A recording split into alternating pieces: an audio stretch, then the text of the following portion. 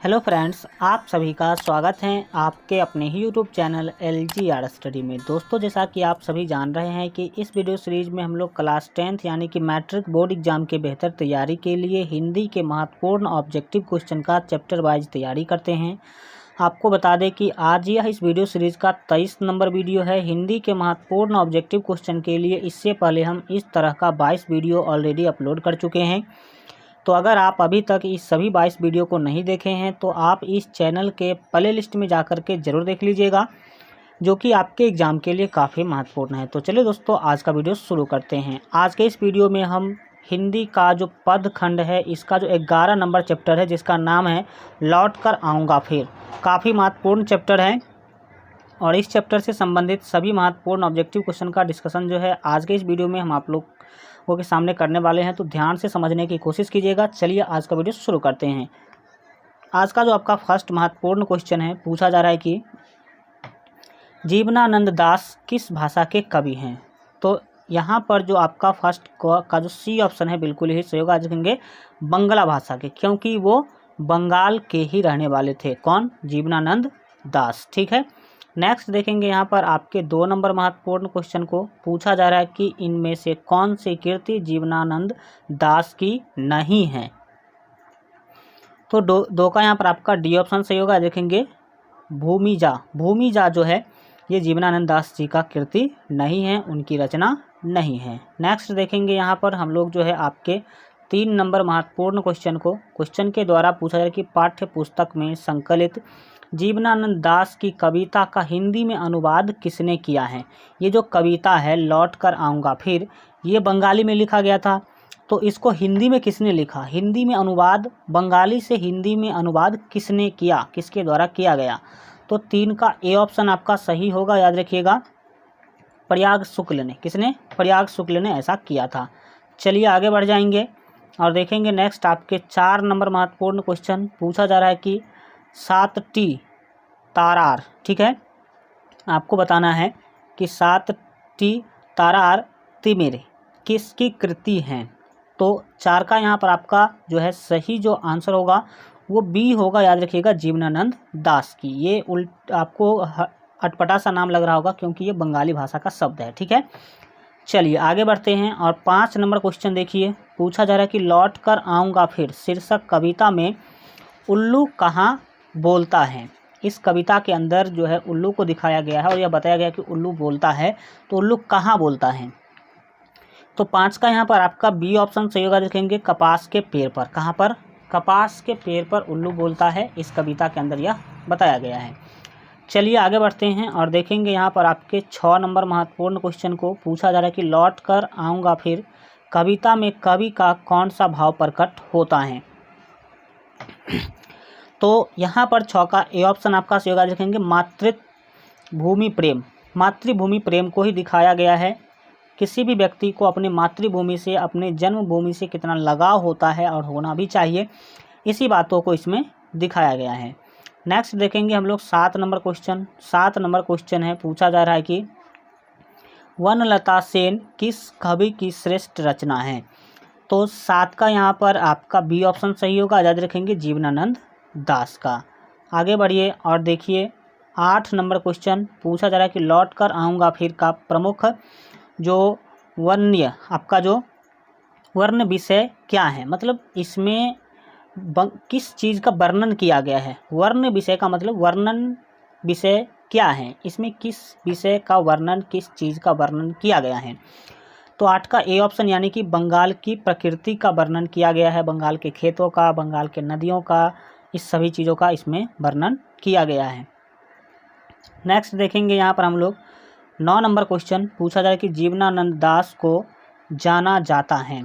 तो 9 का A option आपका सही होगा। याद रखेंगे बंगला के आधुनिक कवि के रूप में जीवनानंद दास को जाना जाता है। चलिए आगे बढ़ेंगे और देखेंगे यहाँ पर आपके 10 नंबर क्वेश्चन पूछा जा रहा है कि कवि किसके आमंत्रण पर आने की बात करता है। किसके आमंत्रण पर आने की बात करता है कवि। तो 10 का यहाँ पर आपका सी ऑप्शन सही होगा। याद रखेंगे नदियों और मैदानों के आमंत्रण पर जो है कवि आने का बात करते हैं इस कवि की कविता के अंदर। 11 नंबर क्वेश्चन है कि कवि अगले जन्म में क्या क्या बनने की संभावना व्यक्त करता है। तो 11 का यहाँ पर जो सही आंसर होगा वो बी होगा। डैट मीन्स याद रखिएगा कौवा, हंस, उल्लू और सारस ये सभी बनने की जो है संभावना व्यक्त करते हैं। कवि कहते हैं कि कौवा, हंस, उल्लू या सारस किसी भी में मेरा जन्म हो जाए, लेकिन मेरा जन्म बंगाल में ही होना चाहिए। बंगाल मैं फिर से लौटकर आना चाहता हूँ। अगले जन्म की बात करते हैं कवि। नेक्स्ट देखेंगे यहाँ पर आपके 12 नंबर क्वेश्चन पूछा जा रहा है कि कवि किसके बीच अंधेरे में होने की बात करता है। कवि जो है किसके बीच अंधेरे में होने की बात करता है। तो 12 का यहाँ पर आपका डी ऑप्शन यानी कि सरसों यहाँ पर आपका सही आंसर होगा। चलिए आगे बढ़ जाएंगे और देखेंगे आपके 13 नंबर महत्वपूर्ण क्वेश्चन पूछा जा रहा है कि रूपसा क्या है। तो 13 का यहाँ पर आपका ए ऑप्शन से होगा। देखेंगे बंगाल की नदी है। क्या है? बंगाल की नदी है रूपसा। ठीक है, इसका पीडीएफ आपको हमारे मोबाइल ऐप पर मिल जाएगा। तो अगर आप लोग अभी तक मोबाइल ऐप डाउनलोड नहीं किए हैं तो इस वीडियो के डिस्क्रिप्शन में लिंक है, वहाँ से डाउनलोड कर लीजिए। नहीं तो प्ले स्टोर पर सर्च कीजिएगा LGR स्टडी ऐप, तो सबसे ऊपर में आ जाएगा, वहाँ से भी आप लोग डाउनलोड कर सकते हैं। उस पर सभी सब्जेक्ट के इसी तरह से चैप्टर वाइज महत्वपूर्ण subjective question, objective question, quick revision notes, class notes और मॉडल पेपर का पीडीएफ आपको मिल जाएगा। तो वहाँ आप लोग तैयारी कर सकते हैं, या नहीं तो आप लोग डाउनलोड भी कर सकते हैं पेड पीडीएफ वाले सेक्शन में जा करके। और वहाँ पर ऑनलाइन टेस्ट भी मिलेगा, तो ऑनलाइन टेस्ट फ्री में आप लोग दे सकते हैं। देखिए 14 नंबर क्वेश्चन, जीवनानंद दास का जन्म कब हुआ। तो 14 का यहाँ पर सी ऑप्शन सही होगा। देखेंगे 1800 यहाँ पर 99 ईस्वी यहाँ पर आपका बिल्कुल जो है सही आंसर होगा। चलिए आगे बढ़ेंगे और देखेंगे आपके यहाँ पर आपका 15 नंबर क्वेश्चन पूछा जा रहा है कि लौट कर आऊँगा फिर कब, लौट कर आऊँगा फिर कविता है। लौट कर आऊँगा फिर जो है ये कैसी कविता है। तो 15 का ए ऑप्शन आपका सही होगा। देखेंगे राष्ट्रीय चेतना की कविता है। ठीक है, आगे बढ़ जाइए और देखिए 16 नंबर क्वेश्चन के द्वारा पूछा जा रहा है कि जीवनानंद दास हैं। तो 16 का डी ऑप्शन आपका सही होगा। देखिए यह एक साहित्यकार हैं। ठीक है, 17 नंबर क्वेश्चन देखिए पूछा जा रहा है 17 नंबर क्वेश्चन की कवि मृत्युपरांत कहाँ आने की लालसा रखता है। मतलब मरने के बाद भी कवि कहाँ आने की लालसा रखता है, कहाँ आने की इच्छा व्यक्त करते हैं। तो ए ऑप्शन आपका सही होगा, मातृभूमि बंगाल में। वो कहते हैं कि जब मैं मर जाऊं तो अगले जन्म भी मुझे बंगाल में ही जन्म देना, ऐसा भगवान से वो प्रार्थना करते हैं। नेक्स्ट आपका जो 18 नंबर क्वेश्चन है पूछा जा रहा है कि किसने जीवनानंद दास की बहुप्रशंसित और प्रसिद्ध कविता का हिंदी में अनुवाद किया। तो 18 का बी ऑप्शन आपका सही होगा। देखेंगे प्रयाग शुक्ल ने इस कविता का हिंदी में अनुवाद किया था। चलिए आगे बढ़ेंगे और 19 नंबर क्वेश्चन को देखेंगे। पूछा जा रहा है कि लौट कर आऊँगा फिर कविता किस कवि द्वारा जो है भाषांतरित की गई। तो 19 का यहाँ पर आपका जो आपका सी ऑप्शन है प्रयाग शुक्ल, यानी कि प्रयाग शुक्ल के द्वारा जो है मेरे बिना तुम प्रभु नहीं, लौट कर आऊँगा फिर, ये जो कविता है इसको हिंदी में लिखा गया था, भाषांतरित किया गया था। नेक्स्ट देखेंगे हम लोग 20 नंबर क्वेश्चन पूछा जा रहा है कि जीवनानंद दास की किस कविता को प्रबुद्ध आलोचकों द्वारा जो है रविंद्रोत्तर युग की श्रेष्ठतम प्रेम कविता की संज्ञा दी गई है। तो 20 का जो यहाँ पर आपका सही आंसर होगा वो बी होगा। डैट मीन्स याद रखिएगा वनलता सेन यहाँ पर आपका बिल्कुल है सही आंसर होगा। चलिए आगे बढ़ते हैं और 21 नंबर क्वेश्चन है कि कवि किस प्रकार के चावल का वर्णन करता है। कवि जो है किस प्रकार के चावल का वर्णन करता है, यही आपको बताना है। तो 21 का जो यहाँ पर आपका सही आंसर होगा वो ए होगा, यानी कि नया। आगे बढ़ेंगे और 22 नंबर क्वेश्चन देखेंगे। पूछा जा रहा है कि कवि अगले जन्म में बनना नहीं चाहता। क्या नहीं बनना चाहता है। तो 22 का यहाँ पर आपका जो डी ऑप्शन है सही होगा। ए और बी दोनों, यानी कि मनुष्य और जानवर नहीं बनना चाहता है, बाकी वो किसी भी जन्म में आकर के बंगाल में ही जन्म लेना चाहते हैं। नेक्स्ट देखेंगे हम लोग 23 नंबर क्वेश्चन, पक्षी अपने घर कब लौटते हैं।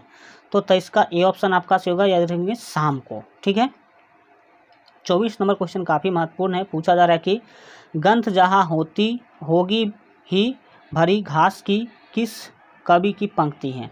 गंध जहाँ होगी ही भरी घास की ये जो पंक्ति है ये किस कवि की पंक्ति है। तो 24 का बी ऑप्शन आपका सही होगा। देखेंगे जीवनानंद दास यहाँ पर आपका बिल्कुल ही सही आंसर होगा। इस तरह से आपका यह चैप्टर कंप्लीट होता है। इसका PDF आपको हमारे मोबाइल ऐप पर मिल जाएगा। तो जो लोग मोबाइल ऐप डाउनलोड नहीं किए हैं तो आप लोग ज़रूर डाउनलोड कर लीजिए। इस वीडियो के डिस्क्रिप्शन में मोबाइल ऐप का लिंक है, या नहीं तो प्ले स्टोर पर आप सर्च करेंगे LGR स्टडी ऐप, तो वहाँ भी आप लोग जो है इस मोबाइल ऐप को डाउनलोड कर सकते हैं। चलिए मिलते हैं अगले वीडियो में, तब तक अपना ख्याल रखिए और LGR स्टडी देखिए।